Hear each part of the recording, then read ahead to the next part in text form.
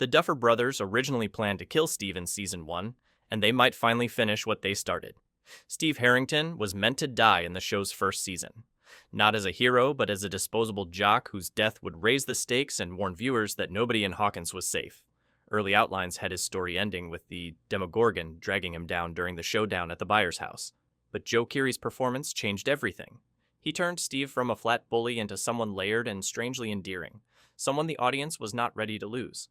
That shift pushed the Duffer Brothers to scrap their original plan and keep him alive.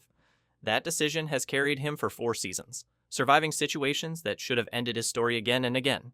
Fans have been waiting for the moment the show finally collects on that first planned death. And the truth is simple. Steve's entire run past Season 1 feels like borrowed time. He is a character who outlived his expected arc, which makes the idea of losing him far more painful, because viewers bonded with someone who was never supposed to stay this long. Each season nearly destroys him, from Russian torture in Season 3 to demo bat wounds in Season 4. Almost like the show keeps testing how much people care. Season 5 is the last chapter, and the Duffer Brothers now have a final chance to follow through on what they once intended. The emotional fallout would be brutal, because Steve became beloved in ways the character was never built for.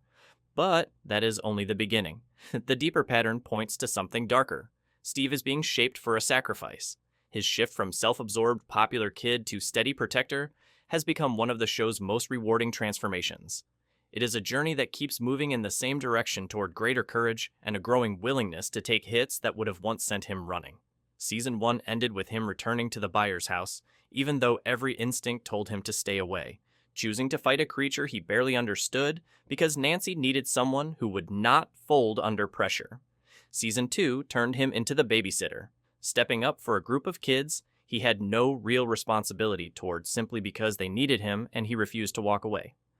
Season 3 deepened that instinct when he allowed Russian guards to beat him rather than reveal anything that might put his friends in danger. It showed he would take pain without hesitation if the alternative meant harm reaching the people he cared about. Season 4 raised the stakes again with the demo bat attack that nearly ended him. He fought underwater while those creatures tore at his sides and back, pushing through sheer panic because surrender would mean Nancy, Robin, and the kids becoming the next targets. Fans pointed out that his wounds were severe enough to cause blood loss or infection that should have killed him. Yet he kept moving, because stopping meant letting down the people who were counting on him. Each season has increased the cost of Steve's bravery, creating a pattern that makes Season 5 feel like the moment where the story asks him for everything. He will not just be risking death, he will be accepting it as the price of keeping everyone else alive. And the signs have been growing louder each season, small warnings that Steve's story is running out of road. Season 4's RV conversation about his future felt less like character development and more like a death flag. When Steve told Nancy about his dream life, 6 kids, a Winnebago, and long road trips across America with a found family he had built from nothing, the moment played like gentle character growth that highlighted how far he had come. But viewers who know television language recognized it instantly. It was a character laying out the kind of future they will never reach. The Duffer Brothers handed Steve a detailed vision of the life he wanted, so the audience would feel the weight of what is lost if he does not survive. It created emotional depth through specificity, the kind of detail that hits harder than any generic hero ending ever could. That conversation becomes far more painful if Steve dies, because it turns from simple hope into a quiet tragedy. He was close enough to picture happiness, but never close enough to claim it. He would die with full awareness of what he is giving up, yet he would make that choice willingly because that is who Steve Harrington has become, someone who values the futures of others more than his own. Reddit even tagged that moment as a clear death flag the second it aired.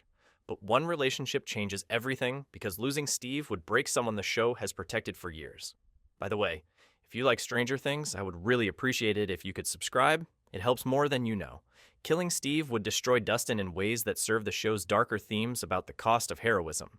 This reason carries far more weight than people realize. Viewers are deeply attached to the bond between Dustin and Steve, even though Season 5, Volume 1 weakened parts of that dynamic. Their connection grew out of shared danger and genuine affection that rose above the social barriers that should have kept them separated. Dustin sees Steve as the version of himself he hopes to grow into.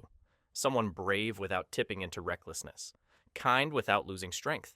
A person who protects others because it matters, not because it earns praise. Steve treats Dustin like the little brother he never had, offering teasing, guidance, and honest protectiveness that comes from caring about the kid far beyond any tactical reason. They have rescued each other more than once, building a relationship that feels natural rather than manufactured. Steve dying to protect Dustin would be the final expression of everything their bond represents.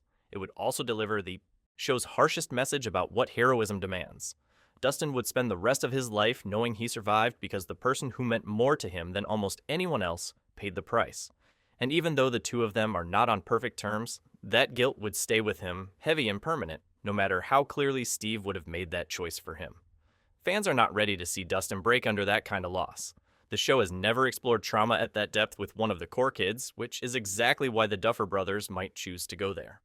But the story has a strategic motive too, and once you see it, Steve's fate becomes hard to ignore. Killing Steve raises the stakes for every other character because it proves nobody's safe anymore. 4 seasons without losing a main character from the core party have created a sense of safety that weakens the tension. Viewers know that no matter how bad things look, the people they care about most will likely make it out because they always have, right? The Duffer Brothers have spoken about this challenge in interviews, explaining that keeping everyone alive while still selling real danger forces them into increasingly complicated storytelling choices that test believability. Steve dying early in Season 5 would break that safety blanket instantly. It would push the audience into a mindset where any character could fall at any time, and every scene would carry genuine fear rather than assumed survival. That loss would echo through the entire season. Nancy would face the grief of losing the man who grew into a better version of himself because he loved her and chose bravery because of it. Robin would lose her closest friend and the person who understood her with almost uncanny clarity. The kids would lose the steady protector who stepped between them and danger again and again, forcing them to learn how to survive without him. Each character would be pushed to change and rise because the one who carried so much of the responsibility would no longer be there. His absence would become a catalyst for emotional growth and a shift in the way the story treats danger. And then there is the moment that has been haunting fans ever since Season 4 aired. The demo bat attack was supposed to kill Steve, and Volume 2 might finish what those creatures started. When those bats dragged Steve underwater and tore into his sides and back, the wounds looked like the kind that trigger shock, infection, and death within hours without immediate medical care. He received only basic first aid from Nancy, who ripped her shirt into makeshift bandages, but those bites should have deteriorated fast in the toxic atmosphere of the Upside Down. They should have caused blood loss, sepsis, or other complications that the show simply brushed aside so Steve could finish the season. Fans noticed how those injuries seemed to vanish by the finale with no real explanation, healing far faster than wounds that deep should heal. It felt like the show wanted to bring him to the edge without fully committing to the death they once planned. The theory argues that those wounds will come back in Season 5. Whatever toxin or infection the demo bats carried could have been spreading slowly through Steve's system during the time jump, weakening him in ways that will not show until he pushes himself in a moment that requires full strength. The idea is simple. The danger never left his body.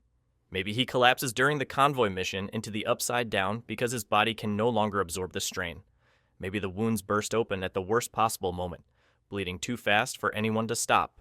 Maybe the toxin reaches his heart or brain, and modern medicine becomes useless because no one knows how to treat something taken from a world that breaks physical rules.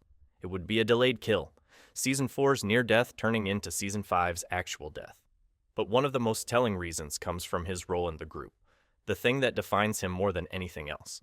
Steve has to die because he's become too good at saving everyone else, and the final battle requires sacrifice. He is the one everyone turns to when chaos hits, the person who stays calm when others freeze, the shield who steps in front of danger without needing to be asked. That reliability makes him essential to the group's survival, but it also makes him the most logical candidate for a sacrifice because he is the one person who could realistically hold off an impossible threat long enough for the others to escape or finish the plan.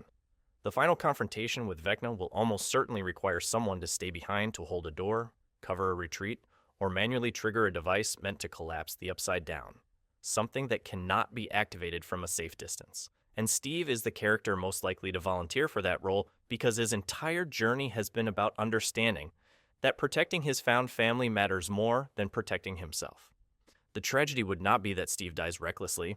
It would be that he dies carrying out the exact responsibility he has accepted for years, fulfilling his role as protector one last time, with full awareness that success costs him everything. He would tell the others to run while he stays, and they would beg him to come with them.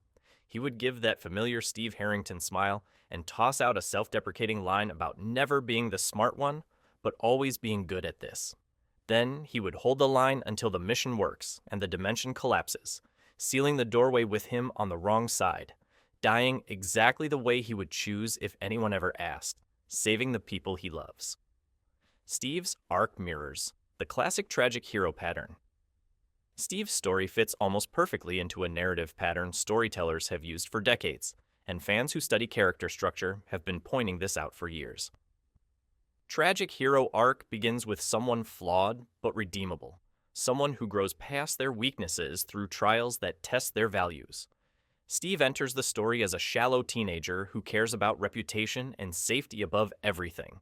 Over time, he sheds those layers, learning courage, loyalty, and selflessness through repeated crises that force him to act for others before himself.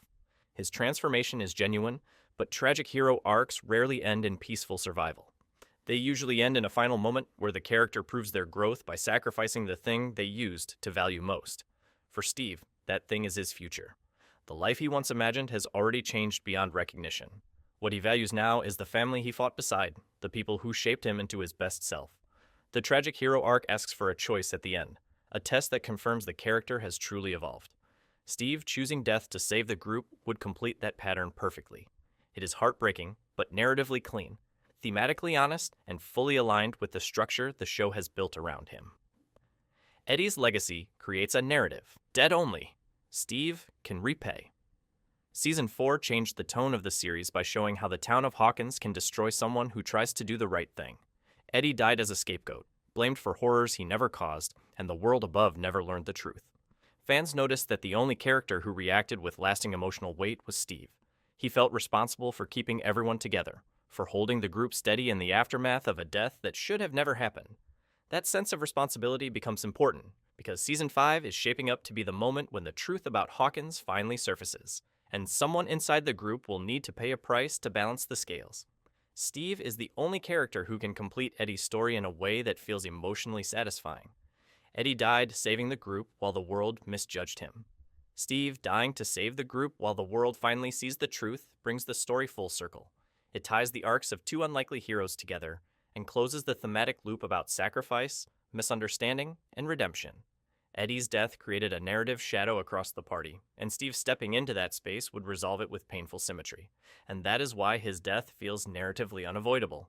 The show has spent 4 seasons teaching Steve that family isn't about blood or social status, but about choosing who matters and fighting for them. His journey from King Steve to babysitter to genuine hero has been about realizing that the life he once wanted, the popularity, the shallow connections, and the impressive-looking future was nothing compared to the messy, complicated, and dangerous family he built by choosing to stay when everything turned frightening. Every season has reinforced the same lesson. The people who matter are the ones who show up, who take risks for each other, who treat relationships as promises instead of convenience. Steve absorbed those lessons so deeply that by Season 4, he had become someone whose first instinct was always to protect, even when it came with a heavy personal cost. That kind of transformation calls for an ending that reflects what he has grown into, and the most truthful conclusion for a character who values others above himself is a death that serves a purpose, one that saves lives and confirms that his growth was genuine and not just performance. Steve dying to protect Dustin or Nancy or the kids or all of them together would complete the story his arc has been building toward, showing that he does not choose heroism for praise, but because he believes their futures matter more than his own. It is tragic and beautiful and would leave fans devastated, yet strangely satisfied, the kind of pain that makes sense because the story could not end any other way. So, is Steve Harrington destined to die in the final season of Stranger Things? Or are fans reading signs into every moment because they know it could happen and cannot stop waiting for it? Share your predictions in the comments below.